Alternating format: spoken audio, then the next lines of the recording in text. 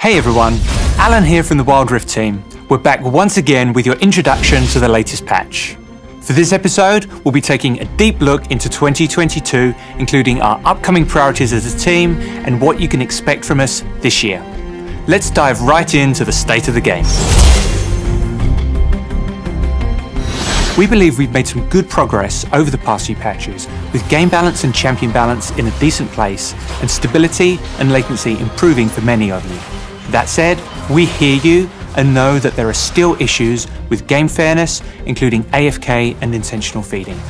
We also want to give you more visibility on when we penalise players based on your reports. These are really high priorities with the team, even if we don't have specific updates today. We're still working on releasing into South Asia as well as our console version of the game, but we won't have any updates on those in 2022.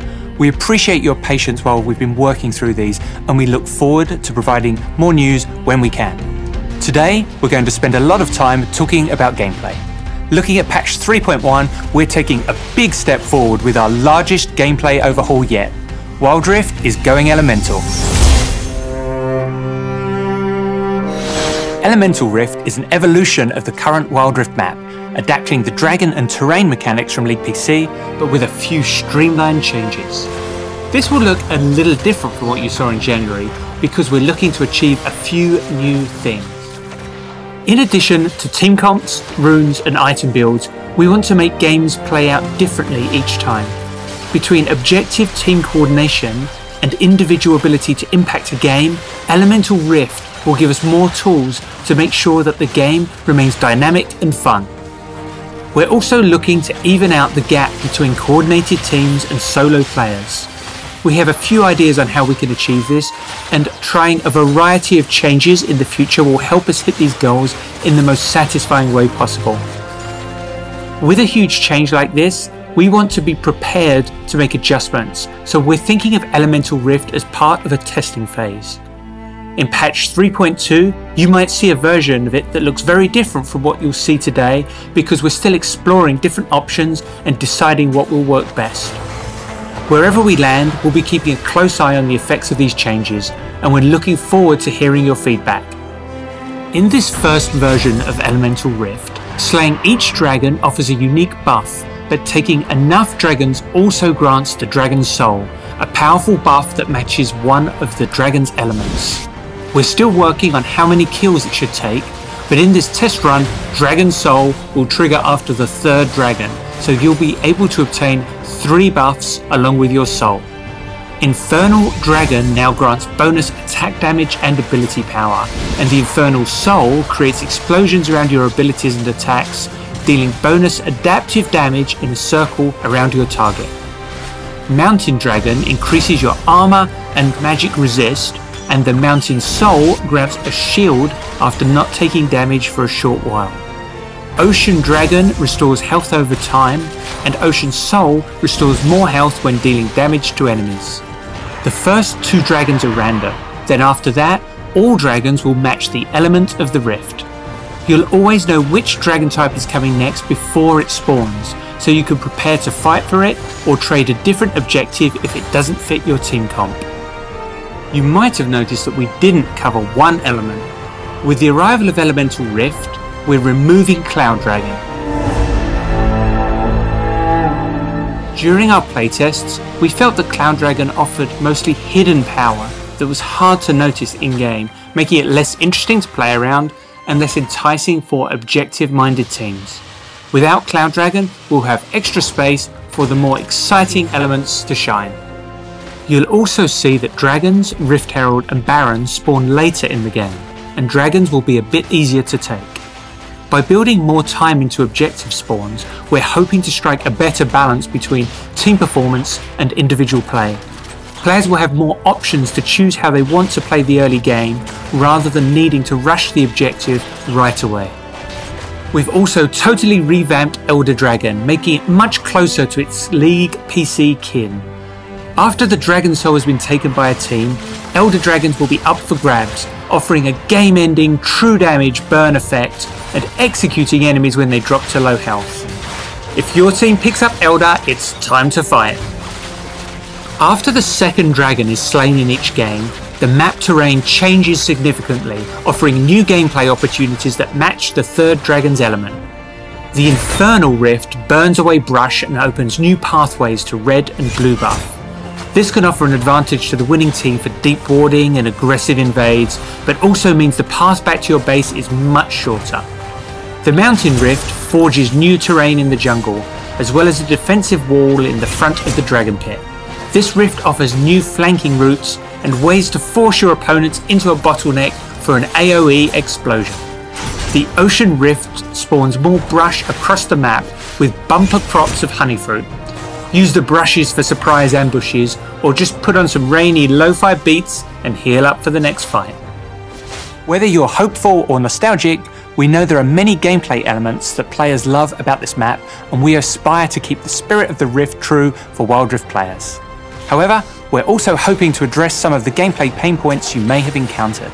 So, we'll be testing this Rift during limited time windows in a totally separate queue during patches 3.1 and 3.2. This will allow us to monitor and make adjustments before it replaces the existing Wild Rift map fully in our pre-season in patch 3.3 later this year. Until then, enjoy the current Rift in ranked and esports broadcasts as we head towards the Icons Global Championship. And again, we're exploring versions of Elemental Rift that might look different from this one, or even from what's currently in League PC. Expect to hear more about that in the future. We're looking forward to seeing how your games play out with raw elemental power at your disposal, and we can't wait to hear your feedback on these changes when they roll out for testing. Shen, the Eye of Twilight, will be teleporting in very soon. Shen wields his blades of steel and spirit to protect Ionia and its allies in the Barren Lane. His spirit blade follows him and grants him more damage against his foes and protection when his team needs it most. Shen isn't a particularly stealthy Kinku, but he makes up for it with defensive options and hard crowd control. Slide on into the enemy team to taunt them and block basic attacks with Spirit's Refuge to nullify enemy carries.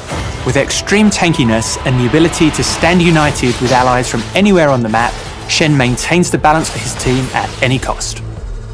Tipping the scales in support and mid lane, Karma, the Enlightened One, empowers her teammates and slows her foes.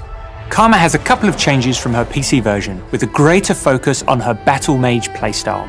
We thought we'd go into a little more detail with Karma to highlight some of her differences.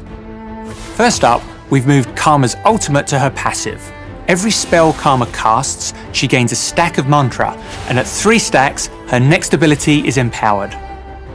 Inner Flame fires a blast of energy, dealing damage and slowing enemies. When empowered, it leaves a slow field, which explodes a second time. Focused Resolve now tethers up to 2 nearby champions. If those champions fail to escape the tether range, they're rooted for a short time. When empowered, this ability forms an additional tether, forcing those enemies to scatter. If any of the tethers aren't broken in time, the enemies get a mega root for a longer period. Karma's third ability, Inspire, grants an ally a shield that offers movement speed. Under the effect of mantra, the shield could empower an additional nearby ally. Finally, Karma's brand new ultimate, Transcendent Embrace, forms a ring of spirit energy, dealing damage, slowing and knocking enemies into the center if they're caught on the edge. We want to give Karma players more ways to control her enemies throughout the game, and Transcendent Embrace is the centerpiece of that playstyle. In testing, we called it the donut. While this year is starting off a little quieter, we're going to ramp up the amount of champs later in 2022, and we wanted to give you a small taste of who you can expect. This year, we've started with Peace, Harmony, and Fluffy Cats. But 2022 is the year of the Edgelord. Later this year, we'll be revisiting some battle-scarred locations in Runeterra. Next up, we're heading to Zorn, Bilgewater, and Noxus. Nothing personal, kid. We'll see you there. Our mission this year for gameplay is to make games more satisfying and motivating to play, so we're focusing on competition, social play, skill and challenge. That sounds pretty broad, but giving you more freedom and skill expression in your games is a huge part of that effort. And of course, keeping the game balanced is a top priority too. We're giving more options to fighters in this patch with the introduction of new items. Divine Sunderer is the perfect option for champs looking to brawl who want some extra health and damage. We want to offer a sturdier alternative for bruisers that traditionally build Trinity Force. After using an ability, your next basic attack will deal a % of your target's maximum health as bonus damage. If that target is another champion, you will also heal for some of the damage you dealt. Hullbreaker is for champs who want more durability and split pushing power. While no ally champions are near you, you'll gain bonus armor and magic resist and deal more damage against structures. You'll also give a mini boost to nearby minions so they can keep you company on your split pushing journey. Also in this patch, we're making some small changes to other items. Fimbulwinter will be more closely aligned with its PC version, offering its trademark shield on slows as well as hard crowd control. Death's Stance is becoming an AD and armor item, as we felt that there were too many unimpactful choices offered by the AD and health items in Wild Rift. Fulfilling its original intended purpose, we're reworking Solari Charge Blaze passive to make it more appealing to monks.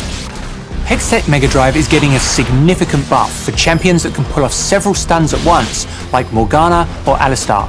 Pulling off the perfect CC chain could mean you get to cast your active item multiple times in a fight.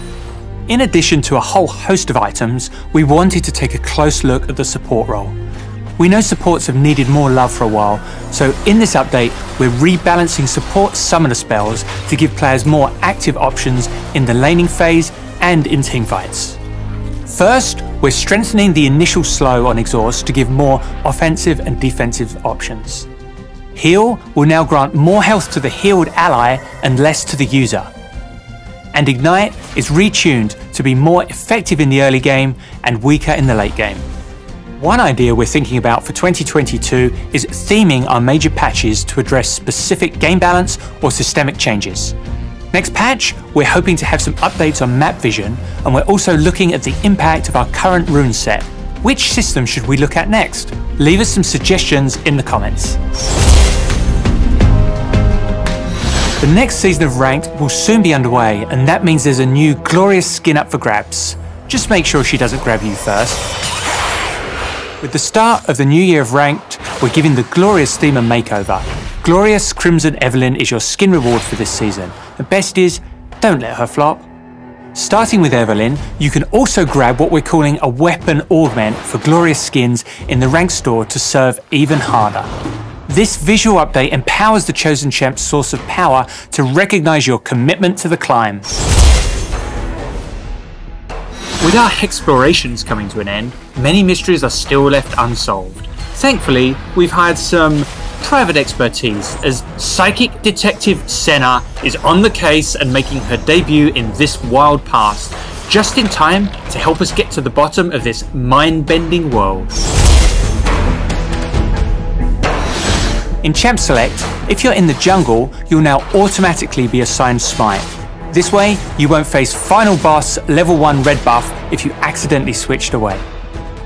We're introducing the News tab. Patch notes, game news, community events, esports and videos are now easily accessible through the app. As we mentioned in January, we're going to be running more events this year with less downtime between each one. But part of that is going to be varying the types of events we run and experimenting with different ways to play. To give you a taste of what's happening later this year in Wild Rift, we'll be revisiting High Noon, Pool Party, Pulsefire, and maybe even further beyond, further beyond, further beyond. Sorry, I got distracted. Our biggest focuses this year will be on our shared moments with League PC, like Lunar New Year. We'll collaborate a few times a year on huge, unforgettable moments with new skins, stories, and more. Those larger events will stay under wraps for now. Now, let's get back to it and showcase some of the skins headed your way in patch 3.1.